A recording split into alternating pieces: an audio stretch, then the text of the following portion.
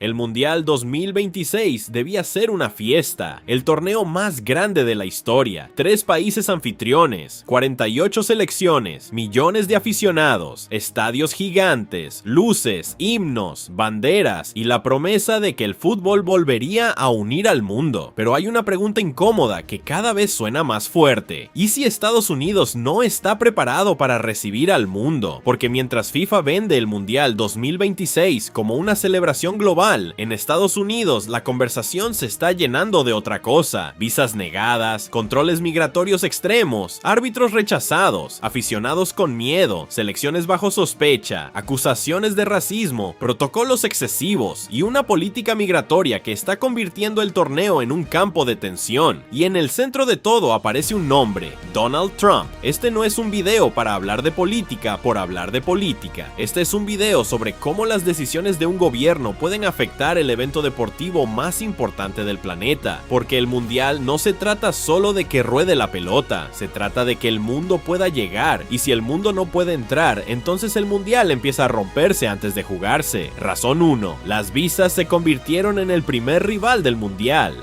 La primera razón por la que Trump está acabando con el mundial en Estados Unidos es simple: las visas se han convertido en un problema mundialista. Un mundial necesita selecciones, árbitros, prensa, directivos, familias, aficionados, trabajadores y miles de personas moviéndose de un país a otro. Pero bajo las restricciones migratorias del gobierno de Trump, entrar a Estados Unidos dejó de ser un trámite deportivo y empezó a sentirse como una prueba política. Uno de los casos más fuertes fue el del árbitro somalí Omar Abdulkadir Artan, quien había sido seleccionado para participar en el Mundial 2026, pero fue rechazado al intentar entrar a Estados Unidos pese a tener visa válida, según reportes de Reuters y otros medios. Las autoridades estadounidenses alegaron preocupaciones de seguridad. Artan negó las acusaciones y el caso desató críticas por posible discriminación y trato injusto. Piénsalo un segundo: un árbitro mundialista seleccionado para el torneo más importante del planeta, con documentación, con trayectoria, con reconocimiento internacional, y aún así detenido, cuestionado y enviado fuera. ¿Qué mensaje le manda eso al resto del mundo? El mensaje es brutal: puedes clasificar al mundial, puedes ganarte tu lugar, puedes tener visa, puedes ser parte oficial del torneo, pero si tu pasaporte viene del país equivocado, nada está garantizado, y ahí es donde el mundial empieza a perder su esencia, porque una Copa del Mundo no puede funcionar con miedo, no puede funcionar si un árbitro no sabe si lo van a dejar entrar, no puede funcionar si una selección tiene que pensar más en migración que en táctica, no puede funcionar si los aficionados compran boletos, reservan vuelos y aún así no saben si llegarán al estadio. El mundial debería empezar con emoción, pero en Estados Unidos, para muchos, está empezando con ansiedad.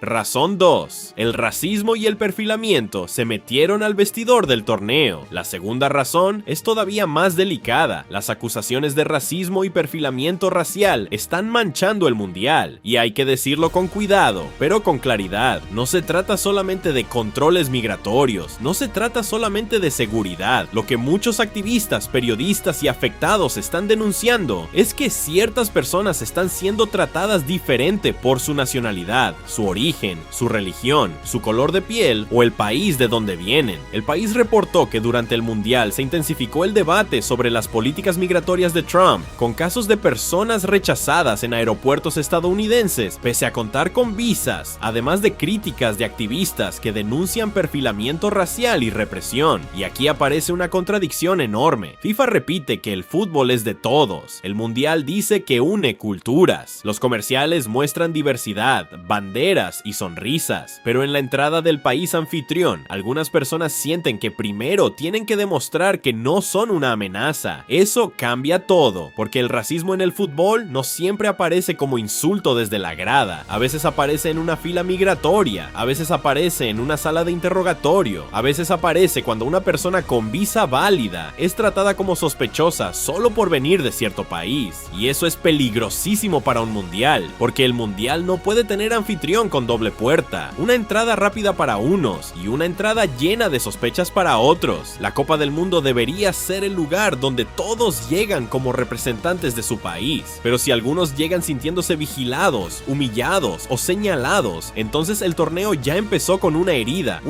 que no se ve en el marcador, pero se siente. Razón 3. Los protocolos excesivos están convirtiendo el mundial en una operación militar. La tercera razón es que los protocolos de seguridad y migración están convirtiendo el mundial en algo que parece menos una fiesta y más una operación de control.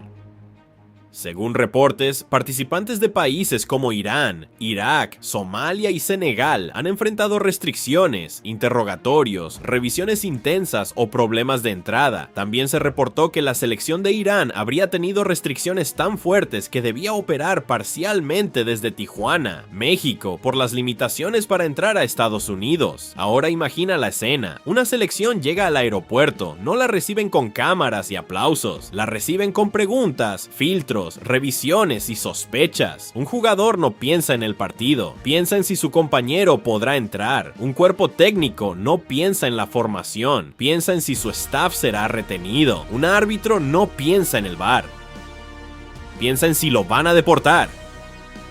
Eso no es ambiente mundialista. Eso es presión política, Y claro, cualquier país tiene derecho a cuidar su seguridad. Nadie dice que un mundial deba ser desordenado. Pero hay una diferencia enorme entre seguridad y exceso. Entre protocolo y paranoia. Entre control y discriminación. El problema es que cuando el protocolo se vuelve demasiado pesado, el torneo se contamina.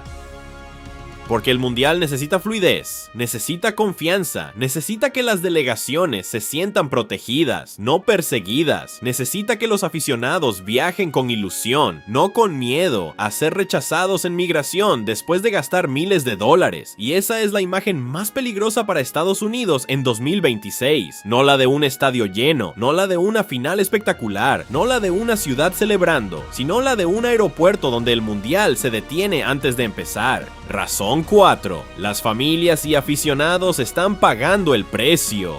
La cuarta razón es la más humana. Las políticas migratorias no solo afectan a jugadores y árbitros, también golpean a familias y aficionados. Un mundial no es solamente para los futbolistas, es para las madres que quieren ver a sus hijos jugar. Para los padres que ahorran años para cumplir un sueño. Para los niños que quieren ver a su ídolo. Para los migrantes que quieren reencontrarse con su bandera, aunque sea por 90 minutos. Pero en este mundial, incluso eso se ha vuelto complicado. Uno de los casos más emotivos fue el de Bociña, portero de Cabo Verde. Su madre no pudo asistir inicialmente por obstáculos relacionados con el costo del visado, lo que generó una historia muy comentada durante el torneo. Después, según The Guardian, se trabajó para que pudiera obtener la visa y asistir a un partido de su hijo, y esa historia duele porque resume algo más grande. El mundial siempre se vende como la fiesta de las familias, pero si una madre no puede ir a ver a su hijo porque el sistema migratorio se vuelve demasiado costoso o complicado, entonces algo está fallando. Y no hablamos de cualquier partido, hablamos de una Copa del Mundo. Para muchos jugadores es una oportunidad única en la vida. Algunos vienen de países pequeños, de familias humildes, de historias durísimas. Llegar al mundial ya es un milagro, pero que tu familia no pueda verte por trabas migratorias convierte ese milagro en una tristeza incompleta. Y con los aficionados pasa igual. Organizaciones migratorias han advertido que las restricciones de viaje de la administración Trump pueden afectar a fans de países incluidos en vetos o restricciones, incluso cuando tengan boletos para partidos en Estados Unidos. Entonces, la pregunta es inevitable. ¿De qué sirve vender entradas a todo el mundo si no todo el mundo puede entrar? ¿De qué sirve llamar al mundial global si hay países cuyos aficionados llegan con más miedo que ilusión?